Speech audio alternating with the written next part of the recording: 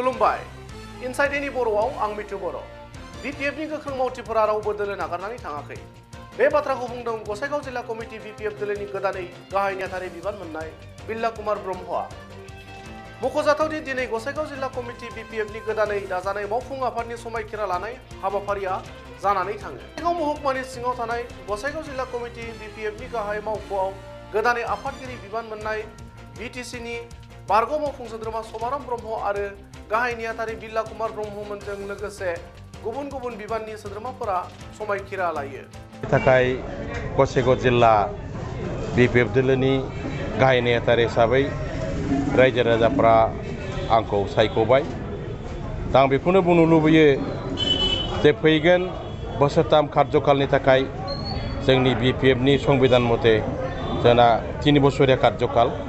गतिके आं आसा खालामदों जोंनि बे गसाइगाव महकुमानि बेन्दोङाव थानाय मोनफ्रोमबो जाति जनगोष्ठीफोरखौ लानानै जों बिपिएफ दोलोआ आगोलनिफ्रायनो जि धरनै जों खामानि मावबोदों बेनिफ्रायबो आरो साबसिन जाहाथे जों मावलांबाय थानो हायो। प्रत्येकता जाति जनगोष्ठीखौ जों बिश्वासाव लानानै बिथांमोननि साननाय जोंनि साननाय गासैबो बयनिबो साननाय हनायखौ खौसे खालामनानै जाहाथे जों जोंनि बिपिएफ दोलोखौ गोजौआव साबसिन दैदेनलांनो हायो बेखौ सिन्था खालामनानै आं खामानिखौ मावलांबाय थानो सिन्था खालामदों। गतिके आं आसा खालामदों प्रत्येकता जाति जनगोष्ठीनिफ्राय जों मोजां सहयोगिता मोनगोन मदद मोनगोन बेखौ आसा लानानैनो फैगोन बोसोरथाम कार्यकालनि थाखाय आं जोंनि गसाइगाव जिल्ला बिपिएफ दोलोखौ दैदेनलांनो हागोनखौ आसा फारिनानै आं दिनैहाय समायखिरा लाबाय। बेखौनो आसा फारिनानै बयबो रायजो राजानिसिम आंनि मोजां मोननाय अननायखौ बावहरनानै फैगोन बोसोरथाम कार्यकालाव जाहाथे प्रत्येकता खरनानिफ्राय बिभिन्न दल संगठनफोरखौ लानानै जों जाहाथे मोजां दैदेनलांनो हाथों बेखौ बयनिसिमबो आंनिफ्राय मोजां मोननाय आरो अननायखौ हरनानै आं खावलायहरबाय बयखौबो। सार फैबाय थानाय बिसायख'थियावहाय बिपिएफ दोलोनिफ्राय बिजाथि फसंनाय नङा नामा? जोङो मोनसे राजनितिक दला बिजाथि फसङाब्ला राजनितिक दल खुलिनानै जेबो लाब गैया। गतिके जों राजनितिक दलखाय जोंना बे जों कम्पालसारि जोङो 28 नम्बर समस्तिया जों दखल खालामबाय थाखानाय दिनैजों बे खेबजों खेबब्रै खेब जों बिपिएफ दलानो जों दखल खालामबाय थाखादों। बाहाय खुनु दल संगठना जोंखौ फेजेननो हाफेराखै। गतिके जों नैबारनि अलखद समाव जोंनि मानगोनां एमएलए रुंसारि माजेन्द्र नार्जारिया जोंनि गेजेराव गैला। देरहाखांनायनि 1-1.5 मासनि उनावनो बिथाङा रुंसारि जालांबाय। गतिके बिथांनि रुंसारि जालांनाय बे खालि जायगायाव जों आरोबाव जोंनि बिपिएफ दलनिफ्रायनो जों सासे आरोबाव बिजाथि होगोन आरो जायखि सोद्रोमायानो बिजाथि जाया मानो बिपिएफ दलनिफ्रायनो जागोन। गतिके जों बिपिएफ दला एबारनि बे माने बिदिखौ बाइ इलेक्सनाव जों बिपिएफ दलनिफ्राय केन्डिडेट होनाया बे खाथां। बेथ' आयाराम गयाराम थांगोन फैगोन बे राजनितिकआव बिदिया जाखायो। जायफोर अधैर्य बिसोर माने दलजों खुनु सम्पर्क गैया बेबादि मानसियासो थांदों। दलखौ जाय मोजां मोनग्रा दल दङ अतपत जरित मानसि सासेबो थाङाखै आरो बेफोरबायदि बे सा साज्रां थाग्रा थांनाया जोंनि बिपिएफ दलखौ जेबो खति खालामनो हाया आरो बिसोर समाज बा गामियारि ओनसोलाव जेबो प्रभाब खोख्लैनो हायै लबि मानसिफोर लुबैसुला बेबादि फोथाय खेबस' मानसियासो साफा सानै थांदों। जोंनि गोख्रों आरो बिपिएफखौ मोजां मोनग्रा सोद्रोमा सासेबो जोंनिफ्राय थाङाखै। गुबुन फारसेथिं दिनैनि समायखिरा लानाय बे हाबाफारिनि गेजेरजों गसाइगाव जिल्ला कमिटि बिपिएफनि गोदानै आफादगिरि महरै समायखिरा लानायनि उनाव समाराम ब्रह्मआ फैगौ उफ्रा बिसायख'थियाव 28 नं गसाइगाव बिधानसभा बियाबाव बिपिएफ दोलोनिफ्राय बिजाथि फसंनो थाखाय हाइकमान्डखौ खावलायगोन होनना फोरमायो।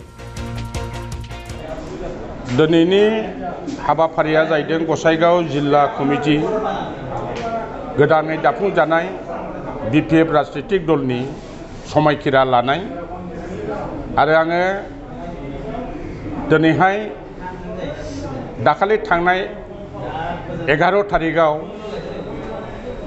जोंहा गसाइगाव जिल्ला बिपिएफ राजनितिक दला सानसेनि हाबाफारि लानानै जिहेतु प्रेसिडेन्ट आरो सेक्रेटारि मेजर फरफरि हल्डारफ्रानो खालि दंमोन नालाय बे हिसाबै टार्माबो जोंहा टिनराबो जोबखाबायमोन। 1 डे प्रग्राम लानानै बेखौ जैमागुरियाव गोबां डेलिगेट्स लानानै गोदानै दाफुंनाय जायो आरो बे दाफुंनायाव दिनैहाय आंखौ गसाइगाव जिल्ला कमिटि BPF राजनितिक दलनि आफादगिरि हिसाबै जोंनि दलनि गासिबो गायसननायाव आङो बे बिबानखौ लानानै फैगौ समफ्राव गसाइगाव जिल्लाखौ जाहाथे BPF राजनितिक दल हिसाबै जोङो गोख्रोंनिफ्राय गोख्रोंसिन गोरानिफ्राय गोरासिन खालामलांनो थाखाय आंनि दानि बे गोदानै टीमखौ लानानै आं हाबा मावलांनो सानदों। जेनाखि टीम आं मोनदों बे टीमफ्रा जोङो गसाइगाव जिल्लायाव गोदोनिफ्रायनो स्ट्रंखा जोङो थांनाय BTD बिसायख'थियावबो जोङो मोजां रोखोम जोंनि बिजाथिफोरखौ देरहाहोनो हादों। थिग बेबादिनो जोङो आसाम बिधान सभायावबो जोंहा गसाइगाव जिल्ला हिसाबै जोंहा साब डिभिजन सिभिल साब डिभिजनानो जोंनाव गोग्लैबाय हिसाबै जोंनाव 29निबो 28निबो जोंहा गोग्लैयो।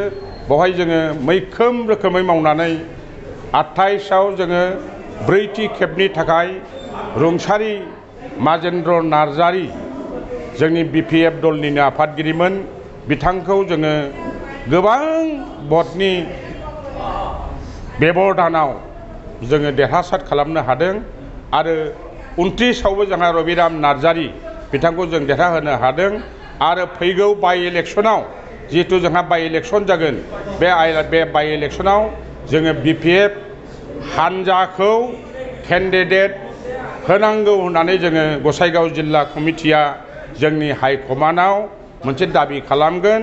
जिहेतु बियो जोंनिनो सिट आरो बे बाइ इलेक्सनाव जोङो जोंनि हाइकमान्डनि जे निर्देश बे निर्देश मथे खामानि मावनानै बिजाथिखौ जोंनि जेनाखि हाइकमान्डनिफ्राय जे फैयो बे बिजाथिफोरखौ जोङो देरहासार खालामगोननि थाखाय जोङो जिउयै माहामै जोङो हाबा मावलांगोन होननानै आं आसा खालामो।